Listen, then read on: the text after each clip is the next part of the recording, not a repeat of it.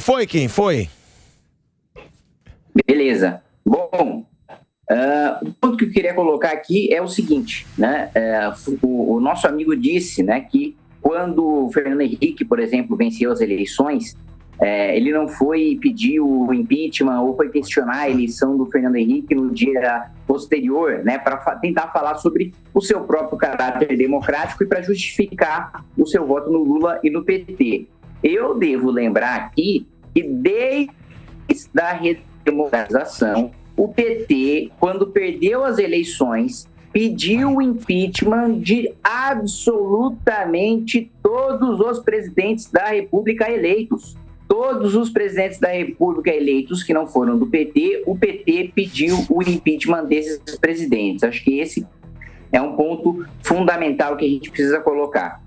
Outro ponto fundamental é da omissão criminosa do governo federal em relação à invasão dos 3 poderes no dia 8. Né? Primeiro, Flávio Dino mente quando diz, na Comissão de Constituição e Justiça, de que não foi avisado da gravidade, né, das invasões do dia 8, do potencial que o dia 8 tinha de destruição do prédio dos 3 poderes. Né? Ele sabia, o relatório do delegado-geral dizia, em tentativa de tomar o poder, em conflito com forças de segurança e um volume muito grande de pessoas. Para além disso, a gente já teve imagens do G. Dias, o ministro do Gabinete de Segurança Institucional do Lula, o chamado Sombra, o amigo pessoal do Lula, que foi segurança do Lula durante mais de 10 anos, ele amigavelmente batendo um papo com o pessoal que invadiu o Palácio do Planalto, com militares do GSI do Lula, né, servindo água para o pessoal que estava lá, destruindo até o relógio lá que a gente tem desde Dom João VI. Para além disso, não foi acionado o plano escudo, que é o plano utilizado para você defender os prédios do Poder Executivo sem aplicar a garantia da lei e da ordem, sem aplicar a GLO. Mas mais do que isso, a gente tem o ministro da Defesa, ministro Múcio, que diz que não desmobilizou os acampamentos porque tinha amigos e tinha familiares dele lá. Então, peraí, ele não cumpriu a lei, né? Ele não aplicou, não utilizou as forças de segurança para desmobilizar os acampamentos em frente às Forças Armadas, porque tinha parente, tinha amigo dele lá. Isso é uma omissão criminosa, isso está na lei do Estado Democrático de Direito que nós aprovamos na legislatura passada. Isso é um crime por omissão contra o Estado Democrático de Direito.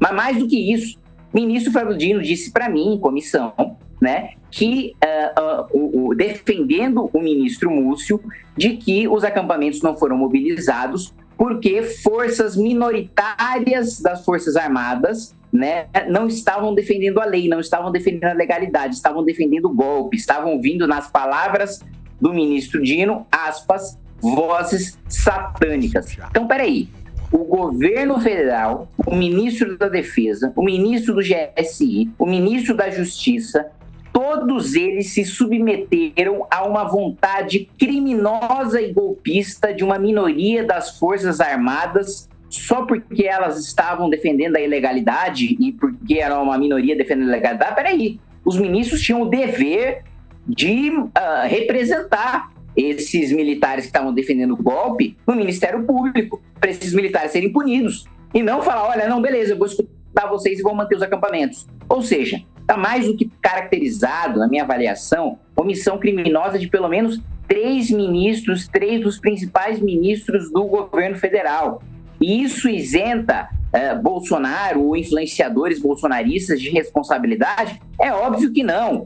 Influenciador bolsonarista que incentivou a invasão, que incentivou o vandalismo, que incentivou o discurso golpista, também tem de ser punido, tem de ser indiciado, tem de responder na Justiça, responder no Ministério Público Federal, no Ministério Público estaduais, né?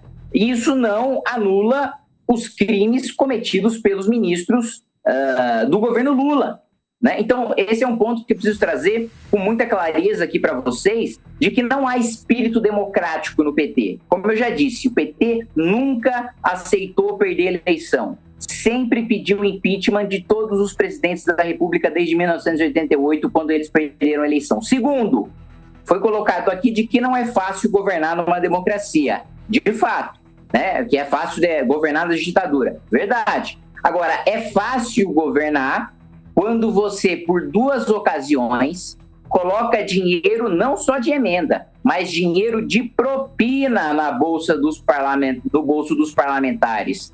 Quando você instaura o que o Ministério Público Federal chamou de ditadura da propina, e que eu concordo, quando os parlamentares votavam tudo que o governo Lula e que o governo Dilma mandavam, no caso do governo Lula por causa do mensalão, no caso do governo Dilma por causa do petrolão, porque recebiam propina. 1% do PP, 1% do MDB, desvio em navio sonda, cartel de empreiteira para construção em obra do PAC.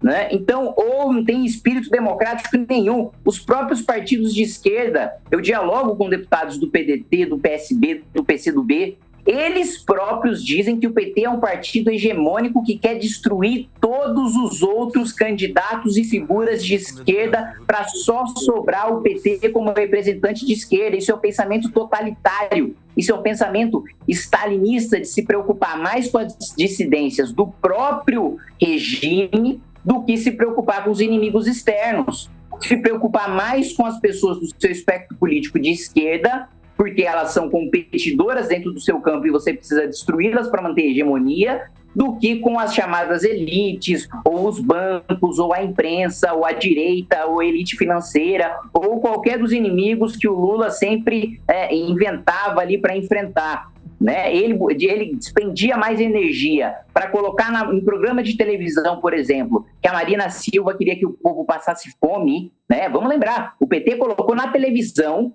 programa eleitoral dizendo que a Marina queria que o povo passasse fome. Quando a Marina, e olha que eu tenho várias divergências com a Marina é uma pessoa de esquerda, eu sou uma pessoa de direita. A Marina passou fome.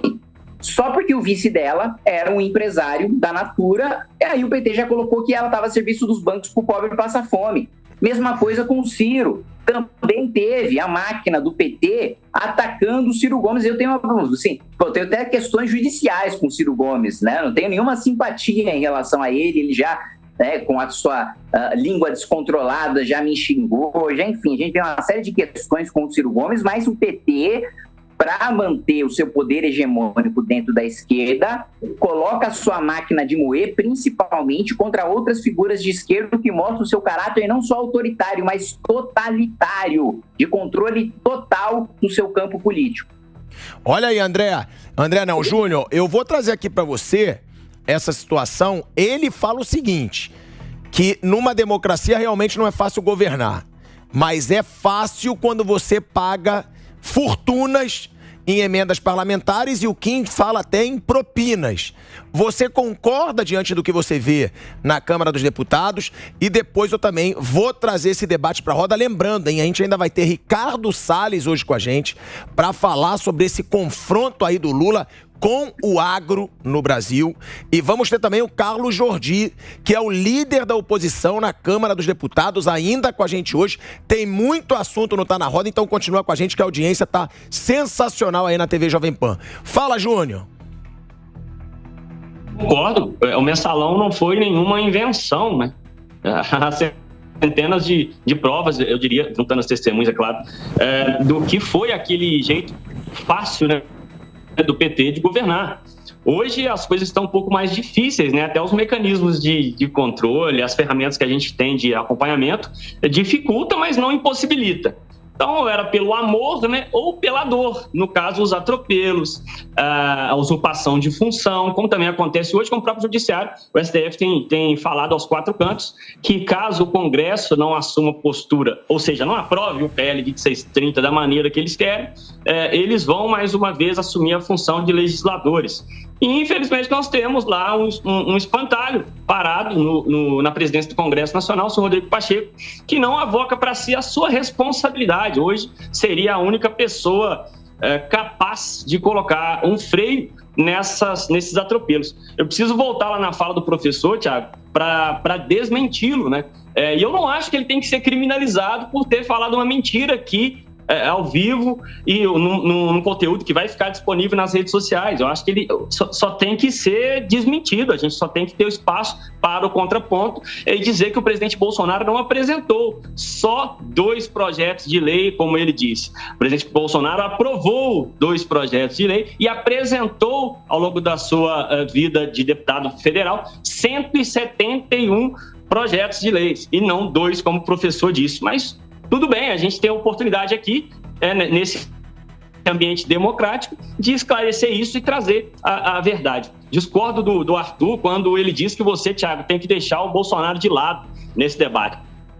Não tem, não. Se não fosse o presidente Bolsonaro, nós não teríamos hoje o esclarecimento da população brasileira acerca das questões ideológicas. Se não fosse a existência do presidente Bolsonaro na vida política do país, hoje nós teríamos como referência à direita o próprio Rodrigo Pacheco, como é um perfil semelhante do que foi, em 2014, Aécio Neves. Então, Bolsonaro precisa, sim, continuar sendo referência até de comparação, porque é escandalosa, melhor dizendo, a diferença entre os 2 presidentes, né? Bolsonaro e Lula. Claro que a gente tem muita coisa para se debater de questões ideológicas, além dos chefes de Estado. Mas eu reafirmo que não dá para se falar de direito, de organização de direito, de um combate a essa ideologia nefasta que a esquerda apresenta à nossa sociedade, sem trazer, na maioria das vezes, a figura do presidente Bolsonaro no centro do debate.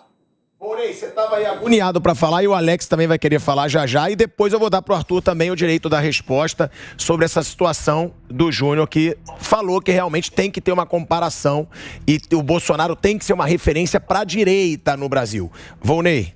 Olha, eu reconheço o papel que o deputado Júnior, o deputado Kim realizam como parlamentares, e aqui eles fazem uma narrativa para a audiência democraticamente, e é um direito, obviamente, que você tem de fazer isso.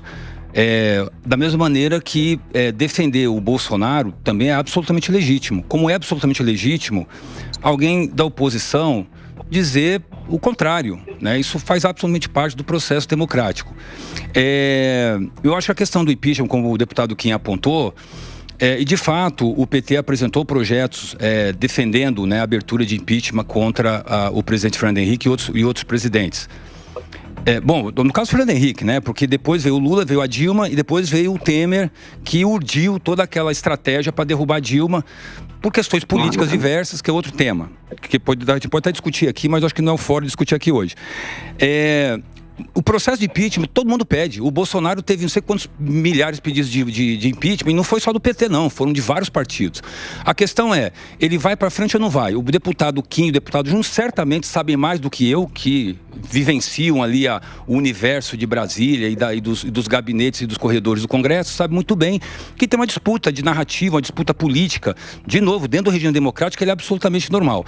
Agora, o deputado Kim, quando faz acusações sem apresentar provas objetivas de que tem propina, de que tem... Eu estou falando dos dados atuais, não estou falando de governos anteriores e que já foram transitados em julgado e que foi definido pela Justiça. Eu acho isso, de novo, fica parecendo aqui palanque, né? Eu estou usando palanque para dizer que o governo, para desmoralizar o governo de alguma maneira.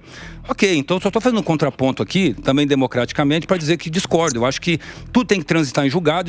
Nós temos aqui um advogado na banca, inclusive, que sabe melhor do que eu sobre isso.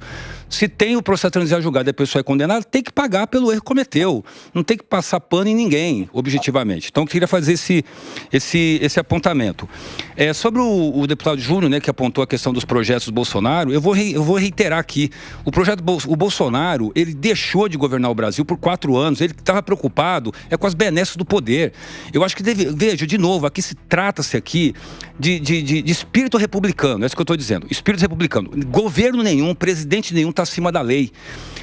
Tem que se cumprir a lei, ponto final. Eu posso colocar aqui, eu estou liberando verba. Cara, isso é ilegal ou é ilegal? É moral ou immoral? Porque na imoralidade, todos vão perder.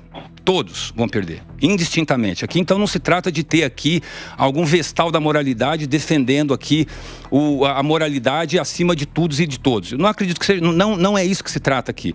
Então, antes da gente ficar fazendo acusações objetivas, a gente tem que respeitar o trânsito em julgado para verificar quem é culpado efetivamente e quem não é.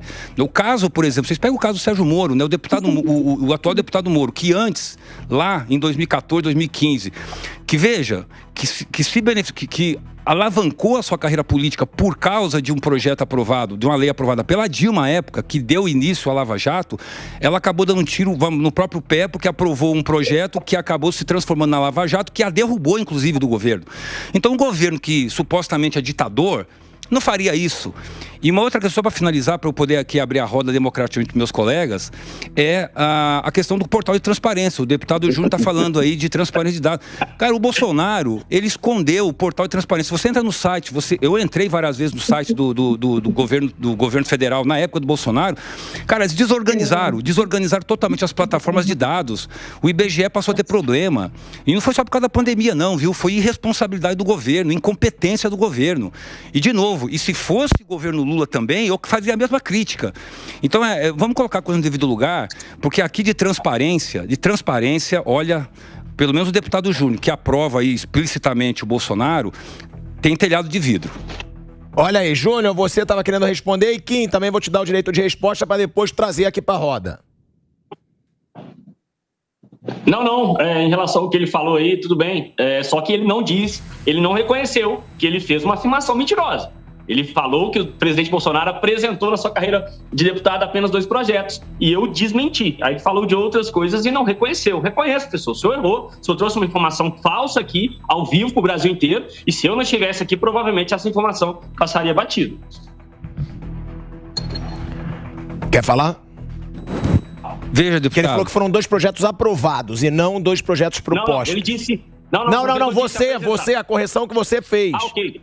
Então, o deputado, você está fazendo esse apontamento aí, mas você não está fazendo os outros apontamentos ou referência aos outros apontamentos que eu estou fazendo. E os projetos do Bolsonaro, os projetos do Bolsonaro não serviram objetivamente ao país. Veja, de novo, eu insisto em dizer aqui, é uma família que se apoderou do Estado brasileiro. Eu não vou nem falar aqui das milícias cariocas, porque eu não tenho prova. Não, mas esse está sendo contraditório. Eu não tenho prova. Você acabou de falar que tem que ter trânsito em julgado para reconhecer alguém como criminoso. Concordo, tem que ter processo aberto. Então você não pode falar que ele cometeu um crime ou envolvido com alguma coisa. Não, eu estou dizendo que... Falando porque você acabou de falar. Eu estou dizendo que no Rio de Janeiro... Não, calma, vamos lá. Vocês podem pesquisar na minha rede social que eu não tenho nenhuma referência dizendo que Bolsonaro está envolvido com milícia no Rio de Janeiro. Agora, eu não vou dizer isso levianamente porque eu não tenho prova para afirmar isso. Eu não tenho prova para afirmar isso. Inocente. Agora, eu defendo... Mas você levantou o tema. Não, ok. Insinuou, mas né? eu defendo a apuração, Thiago. Tem que ter apuração do Ministério da Justiça, do Ministério Público, para poder avaliar isso daí. Então, eu não estou passando aqui o pano na cabeça de ninguém. E o Flávio Dino tem que ter apuração também? Porque é o que está no GC aqui embaixo. Pode ter... Esse assunto você não falou. O Flávio Dino, ele dá um show de narrativa... E de comédia também. Não, de comédia não. De vez em quando ele dá. Cara, pode ser, mas olha, cara, comparar o Flávio Dino com os ministros do Bolsonaro, cara, me desculpa, né? Nós estamos falando aqui de um ministro que é democrata, tem uma trajetória democrata. Democrata? Mas agora você foi contra, agora você foi no limite. O Flávio Dino, agora eu preciso falar. O Flávio Dino, ele fez um discurso... O Flávio Dino fez um discurso recente que não tem nada de democracia. Cris, por favor, vem pra cá.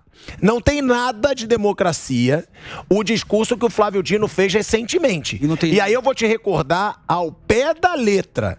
O Flávio Dino disse, se a PL 2630 não for aprovada no Congresso, vai ser... ou por meio do governo, ou por meio do judiciário. Aí você me falar que um ministro desse é democrata, aí foi no limite. Agora foi no limite, Volney, porque, me desculpa, ele fez uma ameaça. Ele deixou claro, deputados, vocês não têm interferência nenhuma. Ele esvaziou completamente o legislativo. E vale a pena a gente deixar claro, quem cria a lei... é o legislativo, não é o judiciário. O judiciário, depois, eles têm como sua obrigação impor esta lei. fazer cumprir essa lei. Quem cria é o legislativo. Vem o ministro da Justiça, que você está falando para mim, que é democrata, e diz que não interessa se vai passar ou não no Congresso, porque vai passar depois ou pelo governo ou pelo judiciário. Me desculpa, de democrata, esse ministro não tem nada. Você pode defender ele de todas as formas. Agora, democrata não, Volney. Bom, aí, Thiago, a gente vai discutir qual é a definição de democracia para cada um. Ué, democracia para mim é liberdade. Liberdade, 3 poderes, os 3 poderes, cada um com seu poder. Eu não tô vendo nenhuma São ameaça. 3 poderes, ele tá atropelando um dos não poderes. Não nenhuma ameaça. Por exemplo, o Bolsonaro, quando libera as armas e os CACs aumentam vertiginosamente, ele extrapolou também então a função? Então não deveria ser o legislativo que tinha que apoiar uma Mas você tá voltando pro que o Arthur Duval falou. Você tá voltando no Bolsonaro. Eu tô te perguntando do Dino. Você falou pra mim que o Dino é democrata. Eu vou te falar. Eu tô te comprovando que democrata ele não é. Eu vou chegar lá. Tô dizendo assim, se o Bolsonaro tinha uma prerrogativa de liberar o uso de arma e a compra de arma, que aumentou violentamente no Brasil nos últimos anos... Com regularização. É bom isso ficar claro. Quem pode ter armas, compra armas. O ministro Dino tem a mesma prerrogativa. Ele pode fazer isso. E legitimamente nós podemos concordar ou discordar. Agora, quando vocês falam o seguinte, olha, ditadura do Flávio Dino, gente, eu fico pensando, cara, é muita viagem na maionese, bicho. Me desculpa, eu respeito. Você tem todo o direito de falar o que você quiser. Eu não me ofendo com o debate aqui. Pelo amor de Deus, pode falar o que você quiser de mim. Você sabe que a gente fica até mais confortável. Claro, não tem essa palhaçada.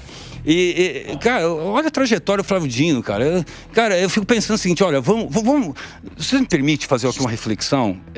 Que eu, de novo, acho que vocês que defendem essas pautas à direita podem me ajudar a entender. Todo mundo diz o seguinte, ó, o Brasil sofre uma ameaça da influência chinesa, da influência venezuelana, Aí eu vou para o artigo 170 da Constituição, que diz o seguinte, ó, no Brasil vigora a economia de mercado com vista à justiça social. Isso mais ou menos os termos que estão no artigo 170 da Constituição, você que é advogado pode consultar lá.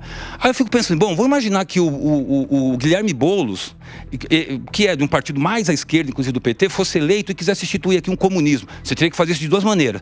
Ou você dá um golpe, ou você ganha eleição para fazer isso. Nenhuma das 2 possibilidades está colocada. Nenhuma estão colocadas. Nenhuma dessas 2 possibilidades está colocada. Então, descartamos isso. Aí tem um cenário. Aí o Guilherme Boulos fala assim, não, então eu vou me unir às Forças Armadas. Cara, qual é a chance do Guilherme Boulos ter êxito nessa estratégia? Cara, mínima. Então, daí que eu acho, viu, meus palestrantes aqui, os colegas que estão debatendo comigo, uma viagem na maionese absoluta. E aí a gente não discute o que é relevante. Você não acha que o Dino foi autoritário e nem antidemocrático no seu discurso? Não, isso é o que você está dizendo e respeito. Eu estou dizendo, é o que eu acho. Respeito o que você pensa, mas eu não acho, de forma nenhuma. Você achou democrata o discurso do Dino? Ele está na prerrogativa dele de ministro da Justiça. De querer impor algo. Governar, não impor. Ué, não vai impor nada, Ele está impondo, não sou eu que estou falando. Foi ele que falou, se você quiser a gente recupera. Você quer ver o discurso? Vamos lá. Eu vou até pedir pro Felipe. Felipe, recupera o discurso, porque eu não quero botar nada mais nem nada menos. Eu vou botar o discurso aqui e você vai me falar. Se isso for democrata, aí eu realmente não tenho capacidade pra discordar mais. O deputado fez referência aí à invasão do Congresso no 8 de janeiro e já estão agora invertendo a lógica, dizendo assim, que o governo é o culpado e responsável.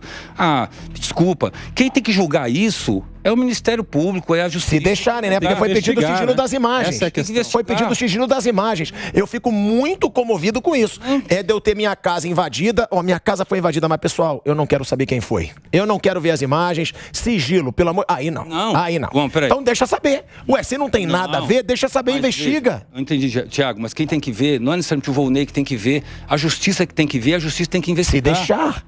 Se deixarem. A justiça estão tentando saber o que aconteceu. As Forças Armadas brasileiras, a qual eu respeito muito, tá? Porque eu tenho uma trajetória na aviação profissional, tenho muitos amigos que são militares, tenho um respeito pelos militares, pelas Forças Armadas, e as Forças Armadas são guardiãs da Constituição Federal. Nada é feito senão ao arrepio da lei.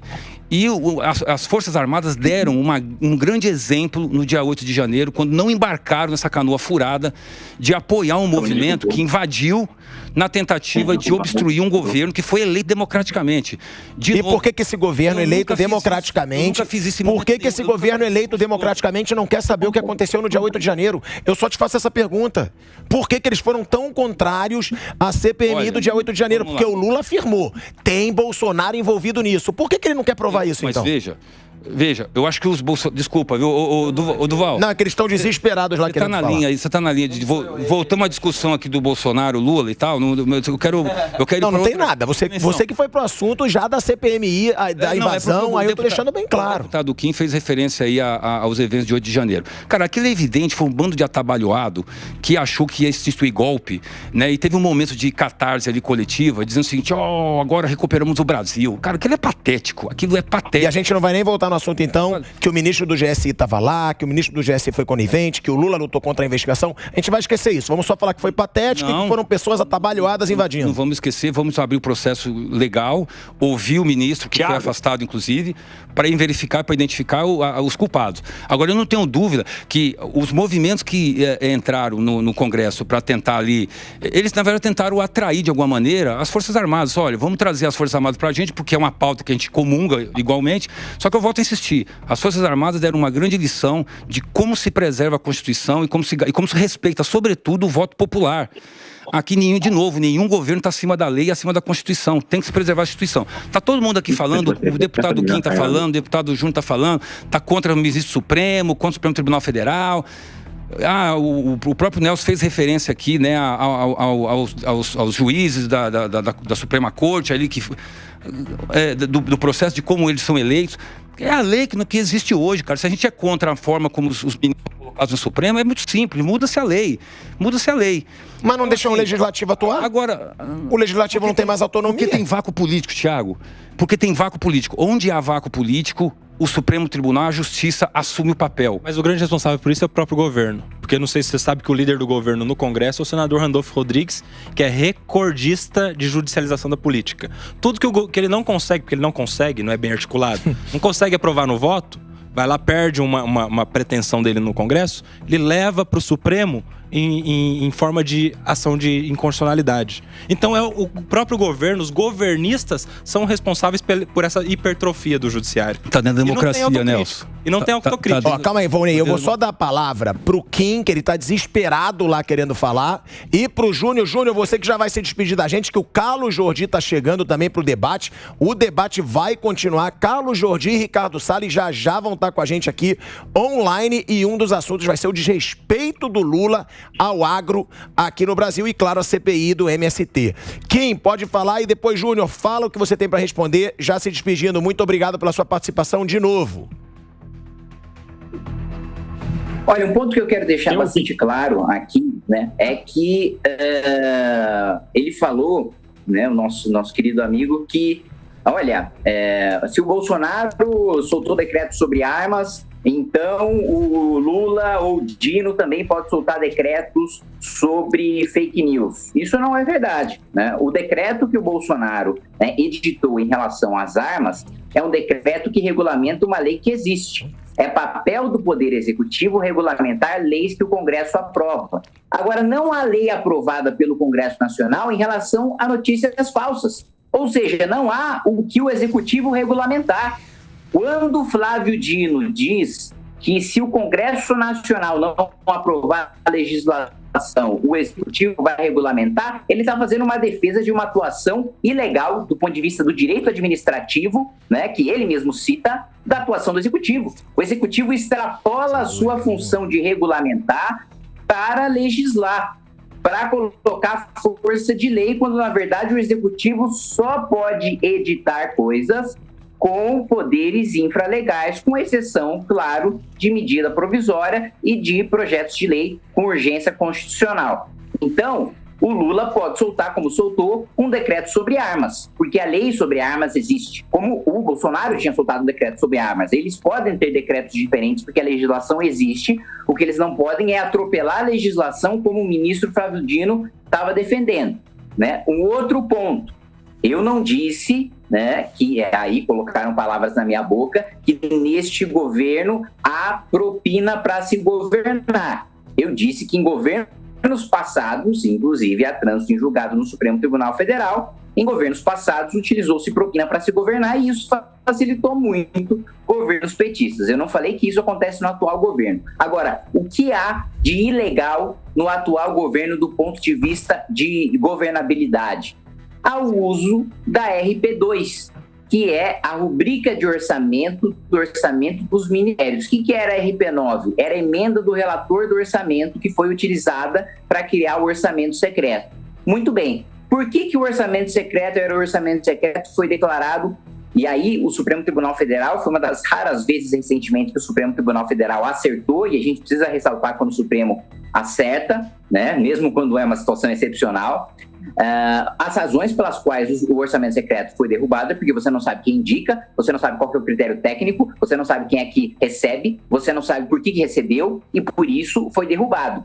Exatamente o mesmo método está sendo utilizado pelo governo Lula, utilizando as emendas de ministérios. Ou seja, é ilegal o uso de emendas parlamentares por meio de qualquer rubrica, seja RP9, seja RP2, que está sendo utilizada pelo Lula, para você formar base parlamentar. Você precisa ter transparência nas emendas, como você tem nas emendas impositivas. Se você entrar no site da Câmara dos Deputados agora, colocar aqui em Cataguiri Câmara, você vai ver todos os locais que eu indiquei minhas emendas impositivas que eu recebo, independentemente de ser governo ou oposição. Não é uma venda de voto do governo. Você vai ver qual é o hospital que eu mandei, se foi custeio, se foi investimento, se foi para média e alta complexidade, se foi para atendimento básico. Isso não acontece com as emendas que estão sendo distribuídas pelo governo Lula, o que é ilegal. E eu afirmo isso categoricamente. Se o governo Lula quiser me processar, se o ministro da Justiça quiser me processar, pode me processar. Vou vencer os processos porque tenho provas. Assim como fui processado por 4 vezes, né, por integrantes do governo Bolsonaro, e venci as 4 vezes. Venci na primeira, na segunda instância, venci no Supremo Tribunal Federal, porque eu falo com propriedade, falo com prova, né? E para além disso, né, foi colocado aí, não, quem tem que julgar essa questão das invasões ou da omissão criminosa do governo é o Ministério Público. Eu pergunto, quem a Procuradoria-Geral da República do governo, em relação ao governo Lula, está investigando? Quem a PGR está investigando do governo Lula em relação à omissão criminosa nos atos do dia 8? Ninguém. Absolutamente nenhum ministro do governo Lula está sendo investigado pelo Ministério Público em relação à omissão criminosa nesses atos. Mas mesmo que o Ministério Público estivesse investigando, é direito constitucional do Congresso Nacional e de todo o parlamento abrir comissão parlamentar de inquérito. Não interessa se o MP ou se a polícia está investigando ou não. Tanto que já tinha investigação e até delação premiada no caso da Dersa, aqui no estado de São Paulo, que envolvia, né, supostamente o governador Geraldo Alckmin, que a bancada de deputados estaduais do PT defendia a abertura da CPI da Dersa, mesmo com o Ministério Público já investigando a questão da Dersa. Só que agora os deputados estaduais petistas desistiram da CPI da Dersa, que inclusive nós do MBL iríamos apoiar na Assembleia Legislativa, porque o Geraldo Alckmin agora não é mais um inimigo do petismo, porque agora ele é vice-presidente da República do Lula, então os petistas querem blindar eventuais escândalos de corrupção que podem ter acontecido na gestão tucana. E só para finalizar, né, logo no início do programa também, nosso amigo disse que o MST, né, não tinha invadido, né, terras particulares ou terras produtivas, né? Mas isso aí é uma mentira, porque até assim, os próprios ministros do governo Lula, o ministro da Agricultura e o ministro do Desenvolvimento Agrário, e veja, o ministro do Desenvolvimento Agrário é um ministro extremamente petista, da ala mais radical do PT. O PT tem correntes internas e o ministro Paulo Teixeira, do Desenvolvimento Agrário, é de uma das alas mais radicais. Ele mesmo disse que há invasão e há invasão criminosa por parte do MST, e que não é assim que eles vão negociar a reforma agrária. O próprio governo Lula está em crise com o MST. E as fazendas da Suzano não eram produtivas, elas tinham ESG, elas eram reconhecidas internacionalmente por serem responsáveis economicamente, socialmente e do ponto de vista ambiental. A Embrapa, invadiram a Embrapa, destruíram produção de pesquisa pública, que eu sei que existe porque eu mandei emenda parlamentar para pesquisa e eu vi a pesquisa e eles foram lá e destruíram e invadiram a Embrapa. Então, assim, tudo que eu estou trazendo aqui não é opinião, é fato. Com base em precedente do Supremo Tribunal Federal, com base na legislação constitucional, infraconstitucional, legal e infralegal. Né? Então, ele coloca muitas vezes, uma questão de narrativa. Sim, por vezes o discurso político envolve representatividade e envolve narrativa.